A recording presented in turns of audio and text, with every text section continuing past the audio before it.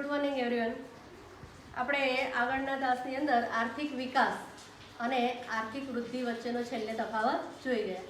હવે દુનિયાના જે દેશો છે ને એ દેશો તમને સાંભળ્યું હશે કે ભાઈ આ વિકસિત દેશ છે, આ વિકાસશીલ દેશ છે, ભારત એ વિકાસશીલ છે. તો આવું નક્કી કોણ કરે? આપણને એમ થાય કે ભાઈ અમેરિકાને કોણે વિકસિત જાહેર કર્યું અથવા તો ભારતને કોણે વિકાસશીલ કર્યું?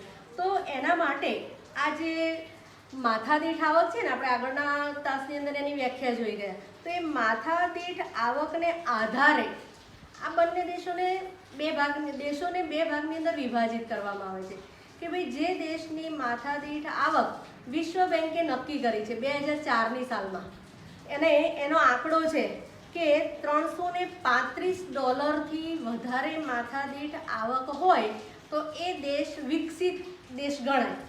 અને 735 નીચી માથાદીઠ આવક ધરાવતો દેશ હોય તો એ વિકાસશીલની અંદર આવે.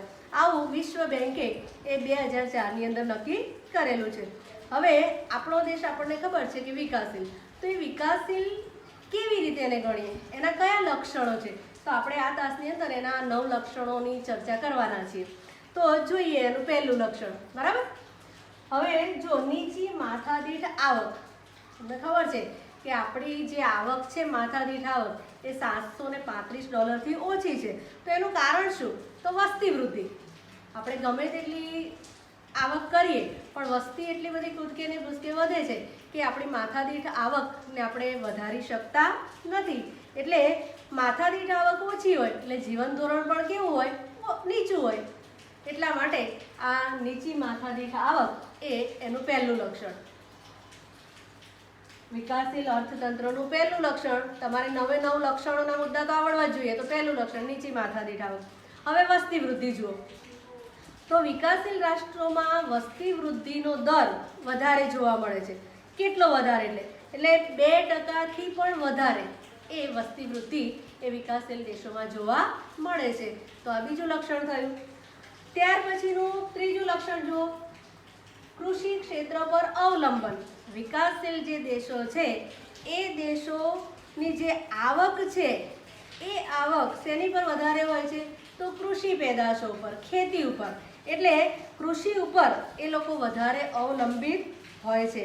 દાખલા તરીકે દેશના 60% કરતાં પણ વધારે લોકોને રોજગારી માટે ખેતી ઉપર આધારિત રહેવું પડે છે. વિકાસશીલ દેશના લોકો એમાંથી 60% કરતાં પણ વધારે લોકોને ખેતીની પ્રવૃત્તિઓ પર આધારિત રહેવું પડે છે. એટલે જે દેશની રાષ્ટ્રીય આવક છે એ રાષ્ટ્રીય આવકની અંદર 25% હિસ્સો શેનો હોય છે? કૃષિનો હોય છે. તો આ ત્રીજું લક્ષણ આપણે જોયું. હવે ચોથું જુઓ, આવકની વહેંચણીની અસમાનતા. વિકાસશીલ રાષ્ટ્રોની અંદર આવકની વહેંચણીની અસમાનતા જોવા મળે છે. એટલે શું? તો વિકાસશીલ દેશોમાં આવક અને ઉત્પાદનના સાધનોની અંદર અસમાનતા છે. અને આ અસમાનતા ક્યાં જોવા મળે? ગામડાઓની અંદર અને શહેરની અંદર. બરાબર. તો દેશના જે ટોચના 20% જે ધનિકો હોય છે એ રાષ્ટ્રીય આવકનો 40% હિસ્સો ધરાવતા હોય છે. દેશના ટોચના 20% ધનિકો રાષ્ટ્રીય આવકનો 40% હિસ્સો ધરાવે છે. અને બાકીનો જે 20% જે છે એ ગરીબ લોકો જે છે એ રાષ્ટ્રીય આવકનો 10% હિસ્સો ધરાવતા હોય છે. બાકીના જે ગરીબ લોકો એ 10% હિસ્સો ધરાવે છે. આમ વિકાસશીલ રાષ્ટ્રની અંદર આવક અને સંપત્તિનું એ કેન્દ્રીયકરણ ધનિક લોકોમાં વધારે જોવા મળે છે. એટલે તમે જુઓ કે આવકની વહેંચણીની અસમાનતા આપણને જોવા મળે છે. બરાબર. ધનિક લોકોના હાથની અંદર કેટલી રકમ આવે છે, ગરીબોના હાથની અંદર કેટલા ટકા રાષ્ટ્રીય આવકનો હિસ્સો આવે છે. એવી રીતે કામની બાબતની અંદર પણ આવી અસમાનતા જોવા મળે છે. એટલે 4 લક્ષણો. પાંચમું છે બેરોજગારી. હવે બેરોજગારી એ વિકાસશીલ દેશોનું એક મહત્વનું લક્ષણ છે. આ દેશોની અંદર બેરોજગારીનું પ્રમાણ, વિકાસશીલ દેશોમાં બેરોજગારીનું પ્રમાણ 3% કરતાં પણ વધારે હોય છે. અને આ બેરોજગારી જુદા જુદા સ્વરૂપે આપણને જોવા મળે છે. કયા કયા સ્વરૂપો? તો મોસમી બેરોજગારી છે, છુપી બેરોજગારી છે, ઔદ્યોગિક બેરોજગારી. આ બેરોજગારીના પ્રકારો છે. આપણે આગળના ચેપ્ટરની અંદર જોઈશું. તો આ જે બેરોજગારી જે છે એ ટૂંકા ગાળાની નથી. નથી હોતી, લાંબા ગાળાની બેરોજગારી હોય છે. આ જે આની અંદર કામ કરતા માણસો એમને ઘણા લાંબા સમય સુધી બેરોજગાર રહેવું પડતું હોય છે. એટલે આ બેરોજગારી એ પણ એનું એક અગત્યનું લક્ષણ થયું કહેવાય. હવે પછી છે ગરીબી. તમે જોજો, ગરીબી અને બેરોજગારી આ બે સગી બહેનો છે, સાથે જ રહે. જ્યાં ગરીબી હશે ત્યાં બેરોજગારી હશે, અને બેરોજગારી હશે ત્યાં ગરીબી હશે. એટલે ગરીબી એ પણ વિકાસશીલ રાષ્ટ્રનું અગત્યનું લક્ષણ છે. હવે ગરીબ કોને કહેવા? તો આમાં વ્યાખ્યા તમારે ક્લિયર કરવું કે જે લોકો પોતાની પ્રાથમિક જરૂરિયાતો, અનાજ, કપડાં, રહેઠાણ, પછી સેવાઓની અંદર શિક્ષણ, આરોગ્ય, આ બધી બાબતો સંતોષી શકતા નથી, એને આપણે ગરીબ કહીએ છીએ. તો વિકાસશીલ દેશોની અંદર આવા લોકો લગભગ કેટલા હોય છે? વસ્તીના 3 ભાગ જેટલા. એટલે આ ગરીબી એ પણ વિકાસશીલ અર્થતંત્રના મુખ્ય લક્ષણ તરીકે આપણે લઈ શકીએ. ત્યાર પછીનું લક્ષણ છે દ્વિમુખી અર્થતંત્ર. હવે દ્વિમુખી અર્થતંત્ર એટલે શું? તો વિકાસશીલ રાષ્ટ્રોની અંદર જે અર્થતંત્ર હોય છે દ્વિમુખી સ્વરૂપનું હોય છે, દ્વિમુખી પ્રવૃત્તિ હોય છે. એટલે એક બાજુ ગ્રામ્ય વિસ્તારના જે લોકો છે એ કેવા છે? તો એમને એની એ જૂની ઘરેણમાં જીવવાનું, જૂની પદ્ધતિથી ખેતી કરવાની, પછી એની અંદર પણ જૂના પુરાણા યંત્રો વાપરવાના, બરાબર? એ જ સામાજિક માળખું પણ રૂઢિચુસ્ત, એના એ જ રીત રિવાજો, એની એ જ પરંપરાઓ, આ બધી બાબતો ગ્રામીણ લોકોની અંદર જોવા મળે. જ્યારે બીજી બાજુ જો દ્વિમુખીનો અર્થ સમજો, આપણે ગ્રામીણ લોકોની વાત કરી, હવે બીજી બાજુ શહેરી લોકો જે છે એ શહેરી લોકો આધુનિક, એમની જે રહેણી કહેણી છે એકદમ આધુનિક છે, જીવનશૈલી એકદમ આધુનિક જોવા મળે, બધી જ ભૌતિક સુખ સગવડો ભોગવતા હોય. તો આ રીતે એ જે વૈભવી જીવન જીવતા હોય છે. તો આવું જે ગામડાના લોકોનું જીવન ધોરણ અને શહેરના લોકોનું જીવન ધોરણ અલગ અલગ પ્રકારનું આપણને જોવા મળે છે. તો આને આપણે શું કહીશું? દ્વિમુખી અર્થતંત્ર. તો એ પણ એનું અગત્યનું લક્ષણ ગણી શકાય. ત્યાર પછીનો મુદ્દો છે પાયાની અપર્યાપ્ત સેવાઓ. હવે વિકાસ માટે અનિવાર્ય પાયાની સેવાઓ કઈ કઈ હોય? તો તમને સેવાઓની અંદર શિક્ષણ આવે, બરાબર?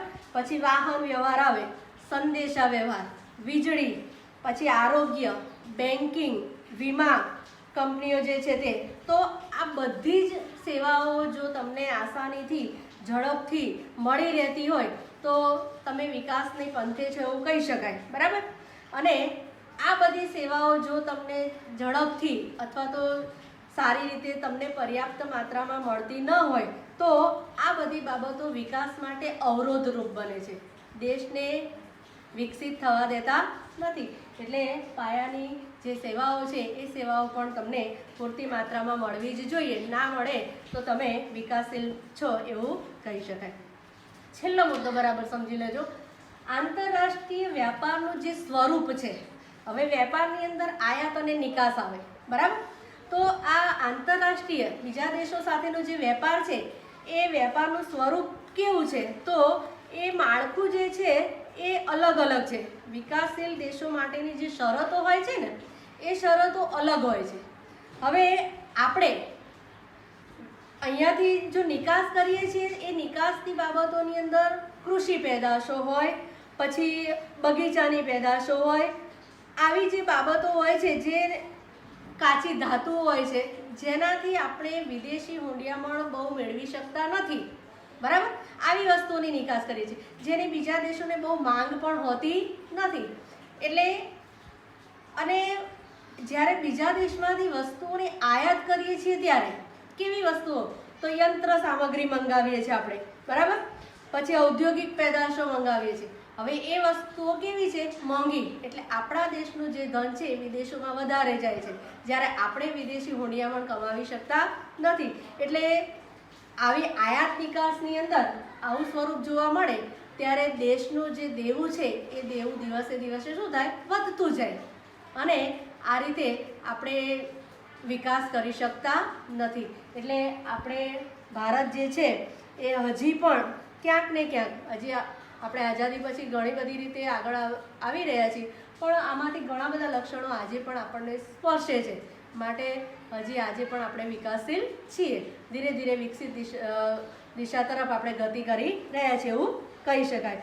તો આ રીતે આ 9 લક્ષણો જે છે એ તમારે યાદ રાખવાના. સવાલ તમારો એવો પૂછાય છે કે વિકાસશીલ અર્થતંત્રના લક્ષણો જણાવી કોઈ પણ બેની ચર્ચા કરો, અથવા તો એવું પૂછાય કે વિકાસશીલ અર્થતંત્રના લક્ષણોમાંથી કોઈ પણ 5 લક્ષણો વિશે સમજાવો.